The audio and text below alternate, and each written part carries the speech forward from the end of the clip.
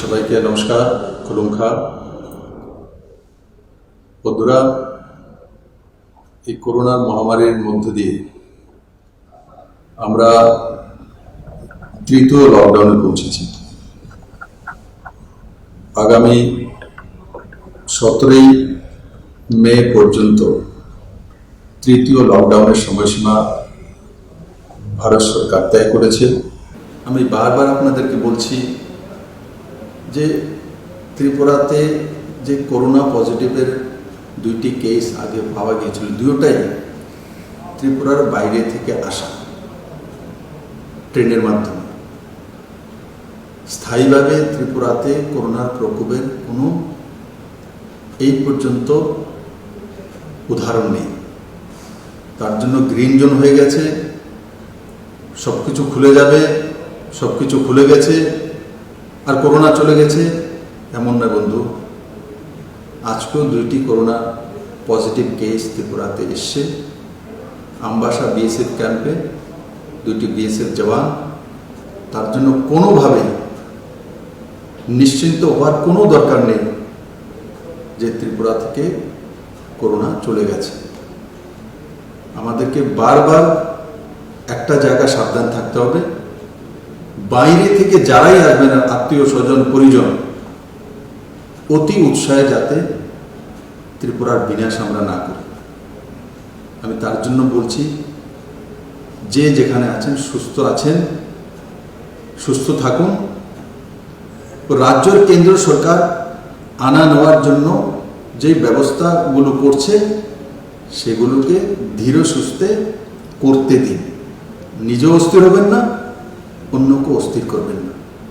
আর যদি অস্থিরতা থাকে তাহলে ত্রিপুরার মাটির লোকসান করবেন, ত্রিপুরার মাটির এই ভূমির লোকসান করবেন, মাতৃভূমির লোকসান করবেন। ত্রিপুরা সরকার কেন্দ্র এবং রাজ্য সরকারের গাইডলাইন মেনেই সবাইকে এখানে আনার ব্যবস্থা করবে। আগে নিজের জীবন, যেটা মাননীয় প্রধানমন্ত্রী বলেছে, জান হে তো জাহান, প্রথম জীবন তারপর জাহান। WHO এর যে রিপোর্ট রয়েছে আর তাতে যে বিষয় সামনে এসছে যে মে মাসের মাঝামাঝি করোনার প্রকোপ ভারতবর্ষে বাড়ার সম্ভাবনা রয়েছে। তার জন্য আমাদেরকে সাবধান নয়, অতি সাবধানে থাকতে হবে। বিশেষ করে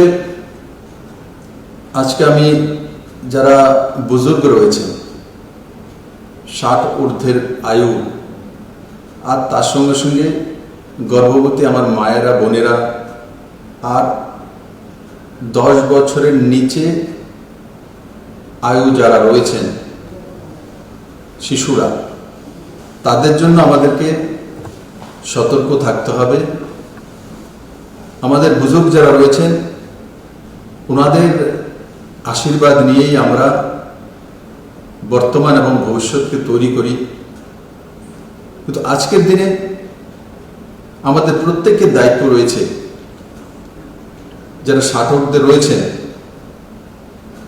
ওনারা যাতে সুস্থ থাকেন। দেখুন, আপনাদের প্রয়োজন রয়েছে, আপনাদের আশীর্বাদ ছাড়া আমরা এগিয়ে যেতে পারবো না। তাই আমার বিনম্র নিবেদন আপনাদের প্রতি, আপনারা ম্যাক্সিমাম সময়টা বাড়িতে থাকার জন্য। আমি একটা পত্র পাঠাবো সমস্ত বুজুর্গদের কাছে। আমার একটা আহ্বান রয়েছে আপনাদের প্রতি যে আপনারা সুস্থ থাকুন, ভালো থাকুন এবং পুরো পরিবারকে সেই করোনা প্রকোপ থেকে বাঁচিয়ে রাখুন। তার সঙ্গে সঙ্গে যারা ত্রিপুরার বাইরে আছেন, প্রত্যেকের এখন ইচ্ছা হচ্ছে তার ছেলে মেয়ে বাড়িতে ফিরে আসুক, বা মা বাবাকেও বাইরে আছেন ওরা বাড়িতে ফিরে আসুক। ত্রিপুরা সরকার কেন্দ্র সরকারের সঙ্গে এই বিষয়ে বার্তালাপ করেছে, পত্রাচার করেছে। আমরা বিশেষ ট্রেনের জন্য হায়দ্রাবাদ, ব্যাঙ্গালোর, মুম্বাই, চেন্নাই, দিল্লি, কলকাতা, আসাম, যেখানেই রয়েছে ত্রিপুরার যারা স্টুডেন্ট হোক, ট্যুরিস্ট হোক, কোনো সংস্থাতে কর্মরত হোক, প্রত্যেককে ত্রিপুরাতে যাতে আসতে পারে আর তার ব্যবস্থা করার জন্য রাজ্য সরকার কেন্দ্র সরকারের কাছে তিনটি লেটার পাঠিয়েছে। তার মধ্যে একটি হচ্ছে পয়েন্ট টু পয়েন্ট ট্রেনের ব্যবস্থা করা, দ্বিতীয় হচ্ছে বিভিন্ন ডিস্ট্রিক্টে আটকে থাকা ভারতবর্ষের বিভিন্ন প্রান্তে ত্রিপুরা সরকারের তরফ থেকে সেখানে ডিস্ট্রিক্ট ম্যাজিস্ট্রেটের সঙ্গে যোগাযোগ করা হয়েছে। আপনাদেরকে বলবো ওখানকার ডিস্ট্রিক্ট ম্যাজিস্ট্রেটের সঙ্গে আপনারা যোগাযোগ করুন, और পাস বা পারমিশন নিয়ে আপনারা নিজস্ব কোনো প্রাইভেট ভেহিকেলকে হায়ার করে বা প্রাইভেট বাসকে হায়ার করে আপনারা ত্রিপুরার জন্য রওনা হতে পারেন। ও সরকার যেটা করছে তাতে খানিকটা সময় লাগবে।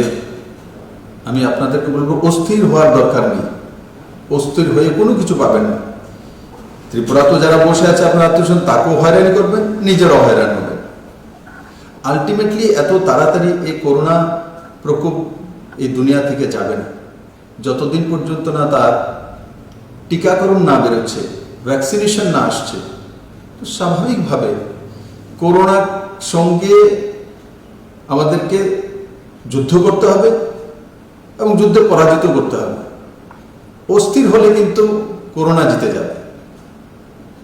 কারণ কি আমরা লক্ষ্য করেছি ত্রিপুরাতে দুইটি যে পজিটিভ কেস এসছে দুইটাই বাইরে থেকে ক্যারিয়ার হয়ে ট্রেনের মাধ্যমে হয়েছে, প্রমাণিত।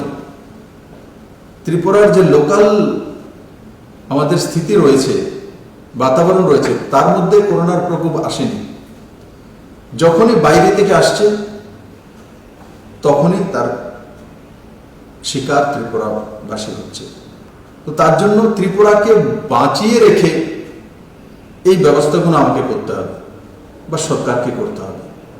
যেই গুডস বা সামগ্রী নিয়ে ট্রাকগুলো বা লরিগুলো আসে তাদের মধ্যে বড় মাত্রায় ড্রাইভার, হেল্পার থাকেন। আপনারা অবগত আছেন, চেন্নাই থেকে আমার এক পরিবার চিকিৎসার জন্য গিয়েছিলেন, সেখান থেকে অ্যাম্বুলেন্স হয়ে ত্রিপুরাতে উদয়পুরে পৌঁছেছেন। আর ওনাদেরকে পৌঁছিয়ে দেওয়ার পর ত্রিপুরা সরকার তাদের স্যাম্পল নিয়েছে, যারা যারা এসছেন ত্রিপুরাতে, এবং ড্রাইভারের স্যাম্পল নেওয়া হয়েছে। এবং সেই স্যাম্পল যখন টেস্টিং করা হলো আর তার রিপোর্ট আসলো যে ড্রাইভার চেন্নাই থেকে এসছেন, উনি করোনা পজিটিভ, হেভি পজিটিভ পাওয়া গেল। কিন্তু ওই ব্যক্তি ততক্ষণ পর্যন্ত ত্রিপুরা ছেড়ে ওয়েস্টবেঙ্গলে পৌঁছে গেছেন। আমরা এখান থেকে খবর দিয়ে ওয়েস্টবেঙ্গল সরকারকে অবগত করানোর পর ওখানে ওনাকে কোয়ারেন্টাইন করা হয়েছে। তো একবার ভেবে দেখুন, গাড়ি নিয়ে চলে এসছে চেন্নাই থেকে, আর সঙ্গে করোনা ভাইরাস তো সঙ্গে নিয়ে এসছে। তো ত্রিপুরাকে তো তার থেকে বাঁচাতে হবে। আর তার জন্য ত্রিপুরা সরকার সিদ্ধান্ত করেছে যারাই driver, helper Tripura border cross করবে, যেখান থেকে আসুক পারমিশন নিয়ে, সেই যারা গাড়িতে থাকবে তাদেরকেও কোয়ারেন্টাইনে রেখে 100% স্যাম্পল টেস্ট হবে। স্যাম্পল টেস্ট হওয়ার পর তাকে সেই আইসোলেশন সেন্টারে রাখা হবে। রাখার পর যতক্ষণ পর্যন্ত না তার রেজাল্ট না আসছে, মানে একদিন হোক, 2 দিন হোক, তো তাকে সেই আইসোলেশন সেন্টারে ড্রাইভারকেও থাকতে হবে, হেল্পারকেও থাকতে হবে, এবং যারা এসছেন তাদেরকেও থাকতে হবে। যখন তাদের রিপোর্ট নেগেটিভ আসবে তখনই তাদেরকে বাড়িতে যাওয়ার পারমিশন দেওয়া হবে। এবং যারা গুডস নিয়ে আসছেন, ট্রাক ড্রাইভার এবং হেল্পার, আগে তার পুরো টেস্টিং হবে, তার রিপোর্ট আসবে, নেগেটিভ হয়েছে তবেই সে ত্রিপুরার অন্য প্রান্তে ট্রাক নিয়ে যেতে পারবে। ঠিক বাইরে থেকে যারা আসবে, যারা ট্রাভেলার, যারা ত্রিপুরা ট্যুরিস্ট বাইরে গিয়েছিলেন, যারা চিকিৎসার জন্য গিয়েছিলেন, যারা ছাত্রছাত্রী, যারা বিভিন্ন জায়গায় কর্মরত তাদেরকে নিশ্চিত আনার ব্যবস্থা সরকার করবে এবং সাহায্য করবে, কিন্তু তাদের সবাইকে ব্যস্ত হলে হবে না। যেই ব্যবস্থাটা আমরা করেছি যে রেজাল্ট না আসা পর্যন্ত বর্ডার ক্রস করে তার বাড়ির সীমানা পর্যন্ত পৌঁছে যাবে, তা করতে দেওয়া হবে না। বন্ধুরা, যারা আমাদের বর্ডার ফেন্সিং এর ওইদিকে খেতি বাড়ি রয়েছে তাদের জন্য কালকেই আমি একটা পত্রাচার করেছিলাম মাননীয় গৃহমন্ত্রী মহোদয়কে, কারণ উনি তৎক্ষণাৎ বিএসএফকে নির্দেশিত করেছেন যে এখন যে ফসল ধান বা পাতা ফসল সেখানে রয়েছে, যাদের এই ফসল ত্রিপুরাবাসী, ওনারা যাতে কালেক্ট করতে পারেন এবং কাল্টিভেশন করতে পারেন, আবার ফসল লাগাতে পারেন, তার ব্যবস্থা করার জন্য আজকে নির্দেশিত করা হয়েছে। এবং তাতে ৬-৭ হাজার কৃষক পরিবার যারা রয়েছেন, যাদের জমি বর্ডারের ফেন্সিং এর ওপারে রয়েছে, গেট খোলার পর ওইদিকে যাবেন এবং নির্দিষ্ট সময়ের মধ্যে নিজের যে কৃষি কাজ সম্পন্ন করে আবার হেলথ ডিপার্টমেন্টের কর্মীরা সেই গেটে থাকবেন, বিএসএফ থাকবেন, অ্যাডমিনিস্ট্রেশনের লোকেরা থাকবেন, তাদেরকে স্ক্যানিং করে আবার এদিকে নিয়ে আসা হবে। এই বিষয়গুলো যারা ফার্মার্স রয়েছেন, যারা কৃষক রয়েছেন, তাদেরকে স্ট্রিক্টলি তা ফলো আপ করতে হবে এবং বিএসএফও সেই দিশাতে কাজ করবে। কারণ কোনো মতেই যাতে আমরা খেতি করার জন্য গেলাম বা ধান কাটার জন্য গেলাম বা আমাদের তরমুজের ক্ষেত্র থেকে তরমুজ কাটার জন্য গেলাম আর গিয়ে বাংলাদেশের লোকেদের সঙ্গে কথাবার্তা বলে আর ওখান থেকে করোনা সংক্রমণ নিয়ে চলে আসলাম, সেটা কোনো মতেই গ্রাহ্য করা হবে না। আর আপনারাও সাবধান থাকবেন এটা যাতে কোনো মতে না করা হয়, না হলে আইন অনুসারে কঠিন ব্যবস্থা ত্রিপুরা সরকার নেবে। ভারত সরকার এবং ত্রিপুরা সরকার যেই নিয়ম নীতিগুলো লাগু করেছে তার মধ্যে আপনাদের উপরে ফৌজদারি নিয়ম অনুসারে কেস ধার্য করা হবে। বন্ধুরা, গ্রিন জোন হওয়ার পর ত্রিপুরার যে মার্কেট কমপ্লেক্সগুলো, এগুলো ছাড়া বাকি দোকানপাট খোলা হয়েছে। আজকেই ত্রিপুরা সরকার নতুন নোটিফিকেশন করবে মাস্ক কম্পালসারি। যারাই দোকানে বসবেন মাস্ক পরতে হবে।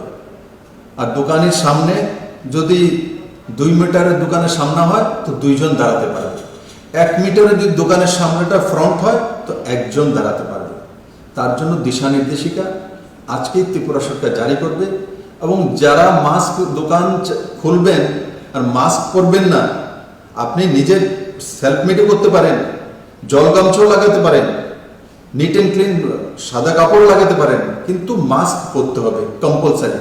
আর না হলে যেখানে ত্রিপুরা সরকারি ব্যবস্থা এবং পাবলিক সেক্টরের নিয়ম করে চালু করেছে, যারা মাস্ক পরে অফিসে আসবেন না তাদের প্রথমবারে 100 টাকা জরিমানা, দ্বিতীয়বারে 200 টাকা জরিমানা।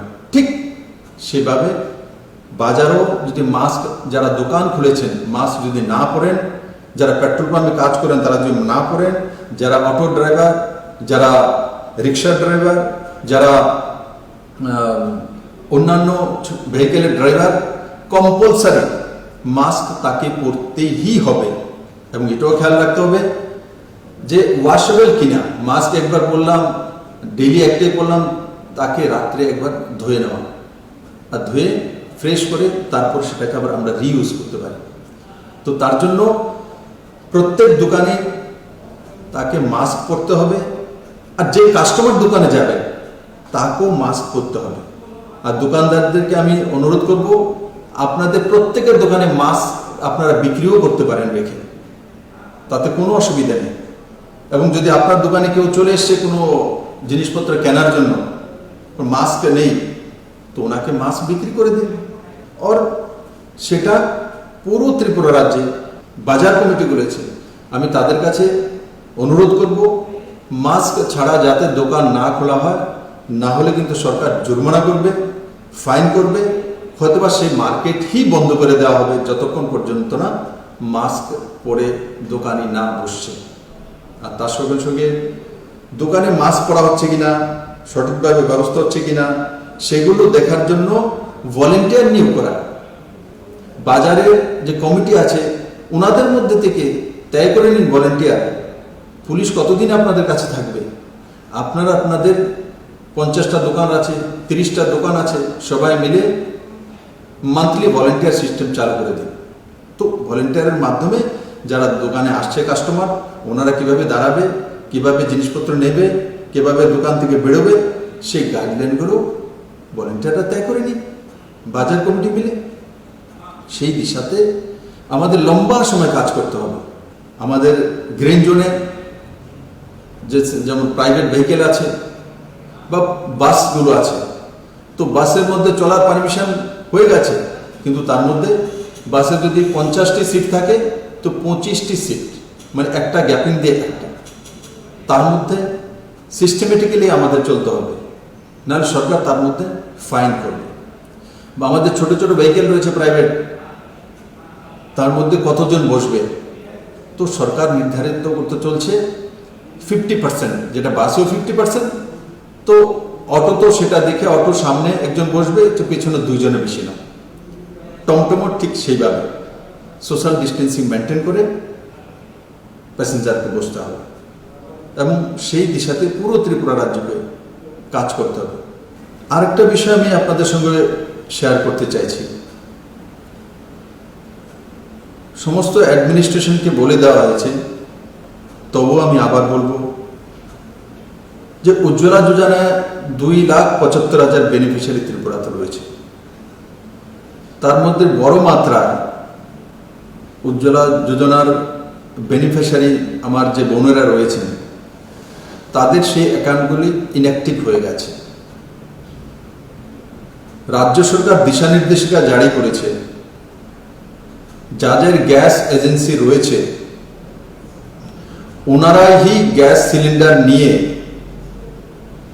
সেই 2,75,000 পরিবারের কাছে পৌঁছে দেবেন এবং ইনঅ্যাক্টিভ অ্যাকাউন্টগুলিকে অ্যাক্টিভ করবেন, এবং ওনার অ্যাকাউন্ট থেকে গ্যাস এজেন্সির যে অ্যাকাউন্ট আছে তার মধ্যে যে পয়সা টাকা ট্রান্সফার হবে। এই সবগুলো কাজ গ্যাস এজেন্সিকে করতে হবে।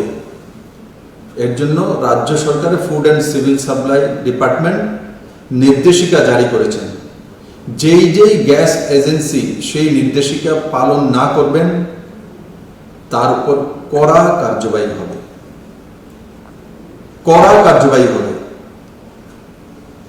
তার জন্য আমি সমস্ত ডিএমদেরকে, এসডিএম, বিডিও, বিভিন্ন নির্বাচিত প্রতিনিধি ও সর্বোপরি খুদ গ্যাস এজেন্সির মালিককে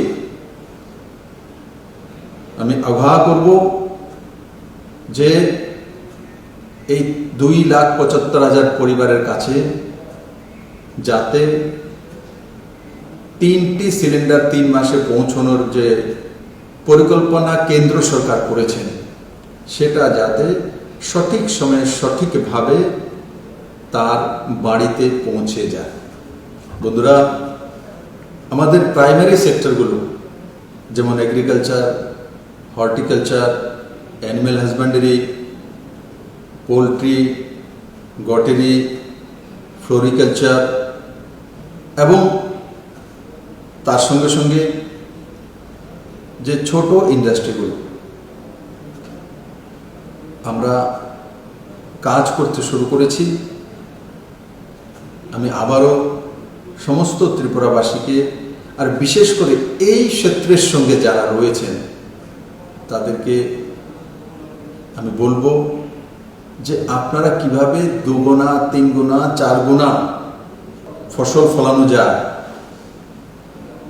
বা সেই প্রাইমারি সেক্টরগুলোর মধ্যে আমরা কাজ করছি ফিশারিতে 3 গুণা মাছ উৎপাদন করা যায়, 2 গুণা যে পোলট্রি আমরা কাজ করছি কিভাবে 2 গুণা করা যায়, সেই বিষয়ে রাজ্য সরকারের যে আধিকারিক রয়েছেন তাদের সঙ্গে আলোচনা করে তৎক্ষণাৎ সিদ্ধান্ত করে কাজ শুরু করে দিন। আপনারা হয়তো বা অবগত নেই, ত্রিপুরার যে ট্যাক্স রেভিনিউ কালেকশন এপ্রিল মাসে 200 কোটি টাকা ট্যাক্স রেভিনিউ কালেকশন হওয়া উচিত ছিল, আর এপ্রিল মাসে মাত্র হয়েছে 20 কোটি টাকা, মানে মাত্র 10%, 90% নেই। নন ট্যাক্সেবল যে ইনকাম সেটা 25 কোটি টাকা হওয়া উচিত ছিল, সেটা মাত্র হয়েছে 15 কোটি টাকা।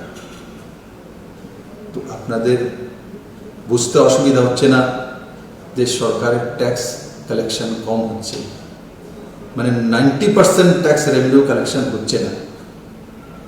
আর নন ট্যাক্সেবল যে সেক্টর রয়েছে সেখানেও মাত্র 50% কালেকশন হচ্ছে, 50% কালেকশন হচ্ছে না।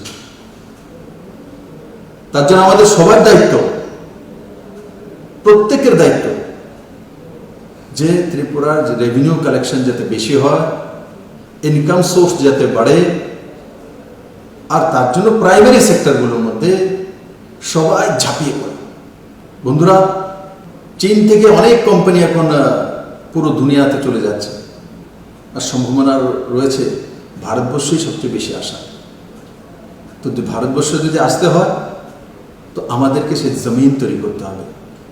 আমি আশা করি আমার ত্রিপুরাবাসী সবার আগে সেই জমিন তৈরি করবে। মাননীয় প্রধানমন্ত্রীজি দেশকে সম্বোধন করার সময় আরেকটা বিষয় বলেছে যে নিজেকে স্বনির্ভর করা, এই একটা সুযোগ এসছে। আমি আগেও বলেছি, রাবার যে আমাদের সবচেয়ে বড় যে এক্সপোর্টের বিষয় রয়েছে সেটা এখন বাইরে যাচ্ছে না, তাহলে কোথা থেকে আমরা ইনকাম করব? তার জন্য নিজেকে স্বনির্ভর করার জন্য আমাদের এখান থেকে যাতে কোনো কিছু না যেতে হয়, আমরা যাতে এক টাকাও যাতে বাইরে ত্রিপুরাবাসীর না যায়, তাকে রুখা। আমার গ্রামের মধ্যেই যাতে শাকসবজি থাকে, আমার গ্রামের মধ্যেই যাতে ধান থাকে, আমার গ্রামের মধ্যে যাতে মাছে স্বয়ংসম্পূর্ণ হয়ে যায়, আমার গ্রামই যাতে ডিমে স্বয়ংসম্পূর্ণ হয়ে যায়, আমার গ্রামই যেন পাতা ফসলে স্বয়ংসম্পূর্ণ হয়ে যায়। আর প্রত্যেকটি বাড়ি যদি গ্রামীণ বাড়িগুলো বিশেষ করে যে ত্যাগ করে নেয় যে আমার বাড়ির 3 গন্ডা জায়গা আছে ও তার মধ্যে সমস্ত পাতা ফসল আমি আবার লাগিয়ে দেব, যেই সিজনে যেটা হয়, আমি আর বাজার থেকে ক্রয় করব না, বরং বাজারে বিক্রি করব, তাহলে আপনি তো স্বয়ংসম্পূর্ণ সবজি তো হলেন, আবার বাজারও বিক্রি করার ব্যবস্থা করে দেবেন।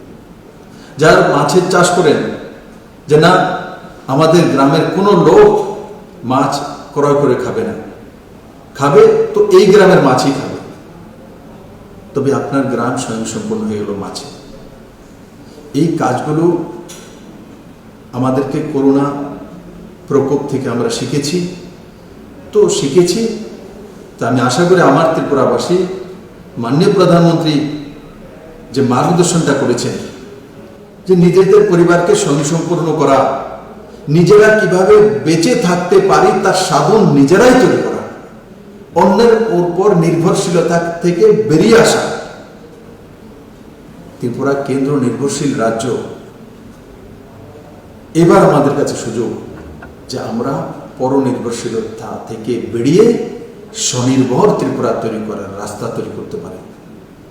বন্ধুরা, এই করোনার প্রকোপের মধ্যেও দেখুন ত্রিপুরার অগ্রগতির যাতে না রুখে মাননীয় প্রধানমন্ত্রীজি সাবরুমে লজিস্টিক হাবের জন্য এডিবি স্যাংশন দিয়েছেন লোনে। এডিবি ডিপিআর চাইছে ত্রিপুরা সরকারের তরফ থেকে যে সাবরুমে লজিস্টিক হাব হবে। তার মানে ত্রিপুরা কোনোভাবেই শিল্পেও পিছিয়ে যাচ্ছে না, বিজনেসও পিছিয়ে যাচ্ছে না। যেই গতি নিয়ে ত্রিপুরা কাজ করা শুরু করেছে সেই গতিকে ধরে রেখেছে, কিন্তু লকডাউনের কারণে আমাদের ইনকাম কমেছে। আমরা ঘর থেকে বেরোতে পারিনি 1-1.5 মাস।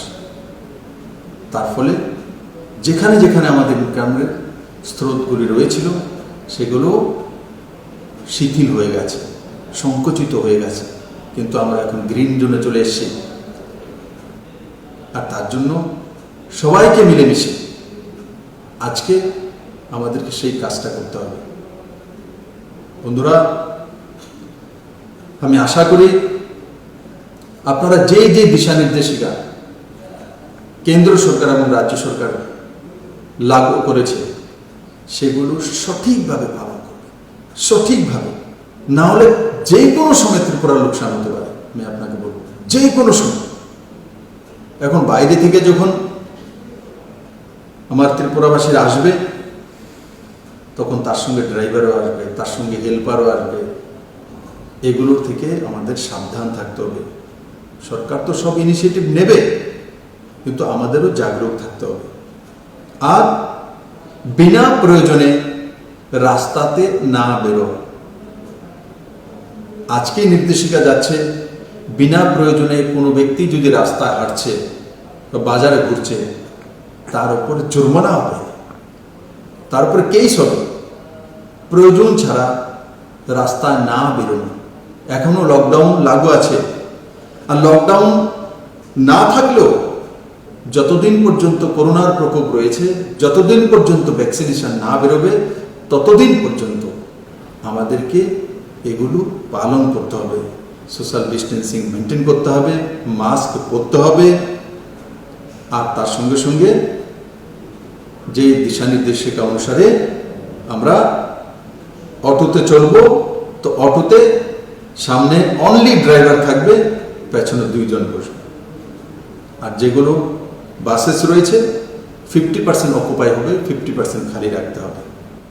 আর অন্যান্য প্রাইভেট ভেহিকেল যেটা আছে সেটা তো তেমন, সামনে অথবা 4 হুইলার ড্রাইভার চালাচ্ছেন, যেই চালক আর তার সঙ্গে পেছনে 2 জন বসবে, এবং সেই অনুসারে ত্রিপুরা সরকার দিশা নির্দেশিকা জারি করবে। আমি আশা করি সমস্ত ত্রিপুরাবাসী সাবধানতার সঙ্গে সেগুলো পালন করবেন। আবারও আমি যারা ত্রিপুরার বাইরে আছেন তাদেরকে ত্রিপুরাতে ফিরিয়ে আনার জন্য আমরা ভারত সরকারের সঙ্গে আলোচনারত আছি। আর সঙ্গে সঙ্গে ট্রেন, বাস ও প্রাইভেট ভেহিকেল কিভাবে আনা যায়, ওই ডিস্ট্রিক্টের যে কনসার্ন ডিএম আছে তাদের সঙ্গে আলোচনা করে ত্রিপুরা সরকার খুব কম সময়ের মধ্যে যাতে আপনারা আপনাদের নিজ নিজ স্থানে ফেরত আসতে পারেন তার ব্যবস্থা কর্মরত রয়েছে। আমি আশা করি খুব কম সময়ের মধ্যে আপনারা ত্রিপুরা নিজ নিজ বাড়িতে ফেরত আসতে পারবেন। কিন্তু আমি আবারও বলবো, ওখানে থেকে প্যানিক না হওয়া, ওখানে থেকে হয়রান না হওয়া, ওখানে থেকে ফ্রাস্ট্রেশনে না ভোগা। আর মনে রাখতে হবে, খেয়াল রাখতে হবে, যদি আমি ব্যাঙ্গালোরে চাকরি করে থাকি বা চেন্নাইতে চাকরি করে থাকি, আমার কর্মসংস্থান সেখানে। আজকে না হোক 1 মাস পরে, 2 মাস পরে আমাকে আবার ফেরত ওখানে যেতে হবে, কারণ আমার সোর্স অফ ইনকাম সেখানে রয়েছে। তার জন্য প্যানিক হয়ে ছেড়ে দিলাম সেটাই কিন্তু অন্তিম বিষয় নয়। আমার কর্মস্থল, আমার কর্মক্ষমতা, আমার ইনকাম সোর্স, সেটা হচ্ছে সবচেয়ে। তাহলে কি করতে হবে? হুমেজিক্যালি কোনো কাজ না করা। হুমেজিক্যালি কাজ সবসময় লোকসান দেবে। তার জন্য মাথা ঠান্ডা রেখে সুস্থভাবে চিন্তা ভাবনা করে কাজ করা। কারণ কি, কালকে আমি দেখেছি ব্যাঙ্গালোরে মেট্রো ট্রেনের কাজ শুরু হয়ে গেছে। তো এখন মেট্রো ট্রেনের মধ্যে যারা ইঞ্জিনিয়ার রয়েছেন যারা কাজ করা শুরু করে দিয়েছে, যারা লেবার রয়েছেন কাজ করা শুরু করে দিয়েছে। তো কাজ যখন শুরু করেছে, তো যারা বাইরে থেকে আছেন তো এনারা কাজ করবেন, তবেই কাজটা শুরু করতে পারবে। আমাদের ত্রিপুরাতে এমন আছে, অনেক মাইগ্রেন্ট রয়েছেন, তাদেরকে দিয়ে আমাদের বিল্ডিং কনস্ট্রাকশন শুরু হয়ে গেছে। আমাদের 1800 কোটি টাকার NH এর কাজ, ন্যাশনাল হাইওয়ের কাজ টেন্ডার হয়ে গেছে, সেগুলো কাজ শুরু করতে চলছি আমরা। আমাদের বিভিন্ন টোটাল ইনফ্রাস্ট্রাকচার শুরু করতে চলছি। আপনারা আগরতলা শহরে বেরিয়ে দেখুন যে স্মার্ট সিটির কাজ শুরু হয়ে গেছে, ড্রেনের কাজ শুরু হয়ে গেছে, পুকুরের কাজ শুরু হয়ে গেছে। তো এই কাজগুলো কে করছে? এখানেও বাইরের মাইগ্রেন্ট লেবার রয়েছে, এরাই কাজ করছে। এদের জন্য ত্রিপুরা সরকার ব্যবস্থা করেছে, খাওয়া দাওয়া, এক্সট্রা পয়সা দেওয়া, সেটা করেছে। ঠিক আমাদের যারা বাইরে রয়েছেন তাদের জন্য ওইসব রাজ্য সরকার করছে, বা কোনো রাজ্য সরকার করতে গিয়ে কিছু কিছু ঝামেলা হচ্ছে কারণ মহারাষ্ট্র, মুম্বাই বড় সিটি, বড় মাত্রা বাইরের লোক আছে, লাখো লোক রয়েছে, কোটি কোটি লোক রয়েছে ব্যাঙ্গালোরে, হায়দ্রাবাদে, চেন্নাইতে, দিল্লিতে, কলকাতাতে। তো স্বাভাবিকভাবে ভলিউম যখন বেশি হয় তখন তাকে ব্যবস্থা আনতে সময় লাগে। তার জন্য একটাই রাস্তা, ধৈর্য ধরতে হবে। করোনাকে পরাজিত করে আমাদেরকে এগিয়ে যেতে হবে, আর ভ্যাকসিনেশনের অপেক্ষায় থাকতে হবে। আমি আশা করি কম সময়ের মধ্যে WHO বা অন্যান্য দেশের যে হেলথ ব্যবস্থা রয়েছে বা সায়েন্টিস্ট রয়েছে, ওরা সক্ষম হবেন এই ভ্যাকসিনেশন বের করার জন্য। আমাদেরকে একটাই রাস্তা ধরে রাখতে হবে, সেটা হচ্ছে সোশ্যাল ডিস্টেন্সিং, মাস্ক ও সরকারি বিধিনিষেধ, ও বিনা প্রয়োজনে বাড়ি থেকে না বেরোয়া, বিনা প্রয়োজনে বাড়ি থেকে না বেরোয়া। হাওয়া পানি নেওয়ার জন্য বেরিয়ে আসলাম ঘোরার জন্য, তাহলে কিন্তু জরিমানা হবে, ফাইন হবে। সরকার সেই বিষয়ে দিশা নির্দেশনা জারি করছে। আমি আশা করি আমার সমস্ত ত্রিপুরাবাসী যেই দিশা নির্দেশিকা কেন্দ্র সরকার দিয়েছে, মাননীয় প্রধানমন্ত্রী দিয়েছে, আপনারা সেগুলো পালন করবেন। আর তার সঙ্গে সঙ্গে পঞ্চায়েত সেক্রেটারিকে আমরা নির্দেশিত করেছি যে যেই বেনিফিশিয়ারি স্কিমগুলি আমরা লাগু করেছি সঠিকভাবে পৌঁছে গিয়েছে কিনা। ডিএম এর কাছ থেকে রিপোর্ট এসছে, কিন্তু আমি কালকেই চিফ সেক্রেটারিকে নির্দেশিত করেছি যে সমস্ত পঞ্চায়েত সেক্রেটারিদের অনলাইন আমাদের একটা গ্রুপ রয়েছে, ভারতবর্ষের কোনো রাজ্যে নেই, একমাত্র ত্রিপুরা রাজ্যে রয়েছে। তার জন্য পঞ্চায়েত সেক্রেটারিদেরকে দায়িত্ব দেওয়া হয়েছে আগামী 3-4 দিনের মধ্যে যেই 16টা স্কিম থেকে আমরা বিভিন্ন বেনিফিশিয়ারি স্কিমের ক্যাশ ট্রানজ্যাকশন হোক, আর ফ্রি চাউলের ব্যবস্থা হোক, রেশনিংয়ের ব্যবস্থা হোক, সেগুলো যে গিয়েছে সঠিক গিয়েছে কিনা, কে পায়নি, কে পেয়েছে, সমস্ত ডেটা অনলাইনে মেইল করে ত্রিপুরা সরকারের কাছে সেন্ট্রালাইজ পৌঁছে দেওয়ার জন্য নির্দেশিত করা হয়েছে। আর বিভিন্ন জায়গাতে যে জলের কিছু সমস্যা রয়েছে তারও আমরা রিপোর্ট তলব করেছি। আর এই 1.5-2 মাসের মধ্যে অনেক টিউবওয়েল, ডিপ টিউবওয়েল, এগুলোকে আমরা রিপেয়ার করেছি এবং কিছু বাকি রয়েছে সেগুলোও রিপেয়ার করে যাতে শুদ্ধ পানীয় জল প্রত্যেক গ্রামে, প্রত্যেক গ্রামবাসীর কাছে পৌঁছে যেতে পারে, সেই দিশাতেও রাজ্য সরকার কাজ করছে। দেশে ক্রাইসিস চলছে, দুনিয়াতে ক্রাইসিস চলছে, ডিজাস্টার চলছে। যখন ক্রাইসিস হয়, যখন ডিজাস্টার হয়, তো সব কিছু সঠিক হয় না, তবেই তো তার নাম ক্রাইসিস। যখন ক্রাইসিসে আমরা মেনে নিয়েছি, ক্রাইসিসই বলছি, তাহলে আশাও না করা যে 100% সব কিছু সঠিক হবে। আমি আশা করি আমার সমস্ত ত্রিপুরাবাসী সে বিষয়ে অবগত আছেন। আর আপনারা যেভাবে মাননীয় প্রধানমন্ত্রীদের সাথ দিয়েছেন এবং একে অপরকে সাহায্য করেছেন, আগামী দিনগুলোতেও আপনারা ঠিক সেভাবে কাজ করবেন, ত্রিপুরাকে এগিয়ে নিয়ে যাবেন। আর সঙ্গে সঙ্গে নিজের ঘরের বুজুর্গদের খেয়াল রাখা, ওনারা যাতে সুস্থ থাকেন, যারা 10 বছরের নিচে শিশু রয়েছেন, যারা গর্ভবতী আমার বোনেরা রয়েছেন, তাদের প্রতি সবচেয়ে বেশি দৃষ্টি দেওয়া এবং সবাইকে নিয়ে আমরা এই করোনাকে পরাজিত করে এগিয়ে যাব, এটাই আপনাদের প্রতি আমার বিনম্র নিবেদন থাকবে। সবাইকে অনেক অনেক ধন্যবাদ। জয় হিন্দ।